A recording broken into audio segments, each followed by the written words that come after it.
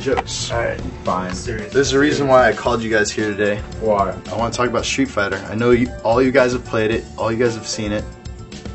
Street Fighter. Want to bite of my cookie? No. So let's start. It all started in front of their towers, their headquarters in Shinjuku. Yeah, we really didn't know what to expect. Much like you, we had high expectations, but we were afraid of what we'd see. You realize what we're about to see? More free time. We're gonna be the first people in the world to see Street Fighter 4. You're gonna be the first dude to lose at Street Fighter 4 out in I think I'm better than you at this one. Like, if this at Street Fighter 4, the game we've never played. Yeah, I have a feeling that I'm better at you. Really? Yeah. Logical. Maybe I'll actually get a controller. He has been dragon punching since you were like... This is true. I did dragon punch my sister when I was 16 and said Shoryuken and gave her a bloody nose. And I'll never forget, like, I didn't really mean to hit her very hard, and I was like, Shoryuken, and like connected there. And like turned and looked at me like this, like blood like pouring. I was like, I'm sorry. I'm so sorry. I didn't mean to hit you that hard. Like, I didn't remember what we were arguing about something really important. I didn't know these bones would impact your nose. Oh. Yeah, so watch out. But yeah, you should have been there. It was really great. So what else? What else? I mean, who'd you talk to when you were down there? We're introduced to the guy who's behind Street Fighter now. He's in... Mr. Yoshinori Ono. Right, who's kind of new-ish to the franchise. Well, I first met him a few years ago because he produced Onimusha 4, and at that point I knew him because he'd made Capcom Fighting Evolution. So when I first met him, I asked him what was up with that, and he remembered me because I hated Capcom Evolution so much. Rightly. Yeah. So when we saw him in Street Fighter 4, he was like, oh yeah. So he knew he had something to prove, you know. Like when I saw that's the guy making Street Fighter 4, it didn't fill my heart with happiness. ファイティングジャムの企画のコンセプトは僕はその去るプロデューサーが聞いた時にいいと思ってたんですね。いろいろなタイトルでこう対戦をし合うっていうのはですね、やはりマーベル VS カプコンであったりとか、カプコン VS SNK っていうシリーズを出した時にもいろいろなキャラクターたちがこう戦い合うっていうシステム良かったんですけども、やはり複数のシステムがですね1個のゲームに混ざりすぎるとですね、なかなかユーザーがこうとっつきづらいとかっていうところがやはりあるなというのを感じたので、次のタイトルを作る時にはやはりもう一度何がみんな楽しかったのかっていうところの原点に戻ってですね、そこの原点を拡張していってあげる方がそのユーザーたちには分かりやすいのかなと思って今回のタイトルにこう携わっていってます。全開で飛ばすぜ。行くぞ。波動拳。昇竜拳。You know, like Shane said, we were worried going in, and I think the graphics, seeing it for the first time, worried me a bit more. But then after we sat down and played it for a while, it just took playing it for, I don't know, 10, 20 minutes before everything started clicking. And well, you realize that gameplay came first. Like, you know, it runs at 60 frames a second, it runs really smooth, and it plays like Street Fighter. You can pick it up, do all your moves. It feels like Street Fighter 3 mixed with Super Turbo, but faster and more aggressive. I think the problem with it is it doesn't look like what we're used to seeing. I mean, we've seen... You know, Tekken 6, we've seen Soul Calibur 4, Virtua Fighter 5, all these really detailed, realistic games, and Street Fighter's so different. It's not trying to do that, and we're not used to what it's trying to do. It's still cartoony. Yeah, it's still cartoony. It's very bright. 3D. Everything's simple. There's not a lot of detail.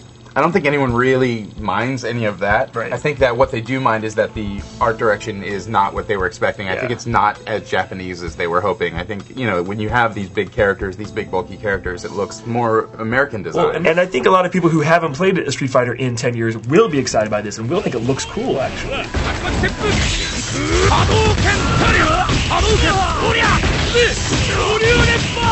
Is it more like Street Fighter 3, like Third Strike, with more parries and like... No, there's no parries. Because his philosophy now is to make it very offensively oriented.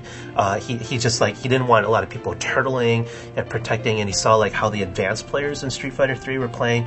Like, you know, we all seen videos of where you're like parrying every step of a super move, you know. He's like, it's kind of no fun for like a new person to get in there and just not have any attacks be effective. So he's like, take away a lot of that stuff. Of course, you can still block, but he just wants people to go all out offensive, like super combos and attacks and juggles and all that.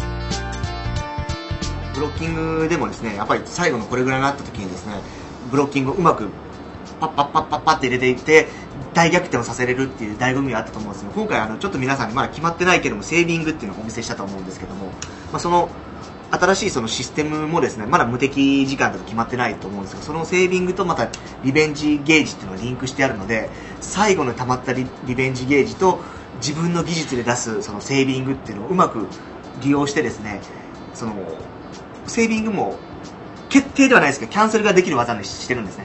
なのでキャンセルができる以上は出した後にキャンセルかけて波動拳出して昇竜拳出して浮かして一気に相手の部分をリベンジゲージを1個ずつ使いながら減らしていって最後にウルトラで終わらすっていうような技で見せる技っていうのもできるようなバランス調整っていうのは考えてですね、ブロッキングに負けないようなその選択肢っていうかじゃんけんをですね作っていこうと今思っています。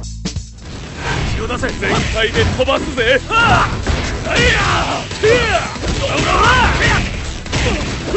新竜拳。